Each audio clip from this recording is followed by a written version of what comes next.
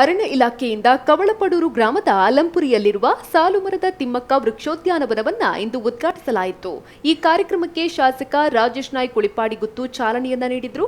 ಈ ಸಂದರ್ಭದಲ್ಲಿ ಜಿಲ್ಲಾ ಪಂಚಾಯತ್ನ ಸದಸ್ಯೆ ಮೀನಾಕ್ಷಿ ಶಾಂತಿಗೋಡು, ಮಾಜಿ ಸಚಿವ ಬಿ ರಮಣತರೈ, ಜಿಲ್ಲಾ ಪಂಚಾಯತ್ನ ಸದಸ್ಯ ಪದ್ಮಶೇಖರ್ ಜೈನ್, ತಾಲೂಕು ಪಂಚಾಯತ್ನ ಅಧ್ಯಕ್ಷ ಚಂದ್ರಹಾಸ ಕರ್ಕೇರ, ಉಪಾಧ್ಯಕ್ಷ ಅಬ್ಬಸ್ ಅಲಿ, ಸ್ಥಾಯಿ ಸಮಿತಿ ಅಧ್ಯಕ್ಷೆ ಮಲ್ಲಿಕಾ ವಿ ಶೆಟ್ಟಿ, ತಾಲೂಕು ಪಂಚಾಯತ್ನ ಸದಸ್ಯೆ ಧನಲಕ್ಷ್ಮಿ ಬಂಗೇರ, ಮುಖ್ಯ ಅರಣ್ಯ ಸಂರಕ್ಷಣಾಧಿಕಾರಿ ಪ್ರಕಾಶ್ ನೆಟ್ಟಲ್ಕರ್, ಉಪ ಅರಣ್ಯ ಸಂರಕ್ಷಣಾಧಿಕಾರಿ ಡಾಕ್ಟರ್ ವಿ ಕರಿಕಲನ್, ಸಹಾಯಕ ಅರಣ್ಯ ಸಂರಕ್ಷಣಾಧಿಕಾರಿ ಸುಬ್ರಹ್ಮಣ್ಯ ರಾವ್, ಬಂಟ್ವಾಳ ವಲಯ ಅರಣ್ಯಾಧಿಕಾರಿ ರಾಜೇಶ್ ಬಳಿಗಾರ್ ಸಿಬ್ಬಂದಿಗಳು ಉಪಸ್ಥಿತರಿದ್ದರು.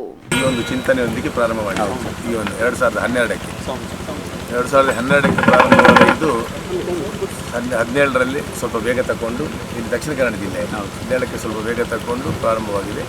ಹಂತವಾಗಿ ವರ್ಷಕ್ಕೆ ಈಗಲೂ ಕಳೆದ ವರ್ಷ ಕೂಡ ಸುಮಾರು 23 ಲಕ್ಷ ಈ ಪಾರ್ಕಿಗೆ ಹಾಕಿದೆ. 99 ಲಕ್ಷದು ಒಟ್ಟಿಗೆ ಟೋಟಲ್ ಪ್ರಾಜೆಕ್ಟ್ 99 ಲಕ್ಷ. ಅದರಲ್ಲಿ ವರ್ಷ ಸ್ವಲ್ಪ ಹಾಕಿದ್ದು. ಕಳೆದ ವರ್ಷ ಕೂಡ ಇದಕ್ಕೆ 23 ಲಕ್ಷ ಹಾಕಿದೆ.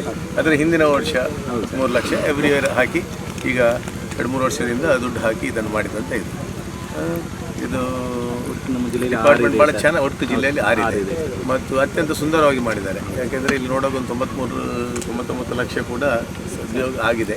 ಇದಕ್ಕೆ ಕೆಲಸ ಆಗಿದೆ ಅಂತ ಹೇಳೋದು ಎಲ್ಲಕ್ಕಿಂತ ಮುಖ್ಯವಾದದ್ದು. ಡೆವಲಪ್ ಆದ ನಂತರ ಬಹಳಷ್ಟು ಜನರು ಇಲ್ಲಿಗೆ ಬರಲಿಕ್ಕೆ ಸಾಧ್ಯ ಇದೆ. ಬಹಳಷ್ಟು ಪ್ಲೇಸ್ ಥರ. ಹೌದು, 25 ಎಕರೆ ಜನರಲ್ಲಿ 23 ಎಕರೆ ಸರ್. ಇದು ನಮ್ಮ ಗ್ರೀನ್ ಪಾರ್ಕ್ ಉದ್ದೇಶಕ್ಕೆ ಅಂತಲೇ ಕೊಟ್ಟಿರೋದು. ಒಟ್ಟಿಗೆ 2018ರಲ್ಲಿ ಫಸ್ಟ್ ಅದು 25 ಲಕ್ಷ, 18-19ರಲ್ಲಿ 19 ಲಕ್ಷ, 19-20ರಲ್ಲಿ 38.3 ಲಕ್ಷ, 20-21ರಲ್ಲಿ ಈಗ 18 ಲಕ್ಷ.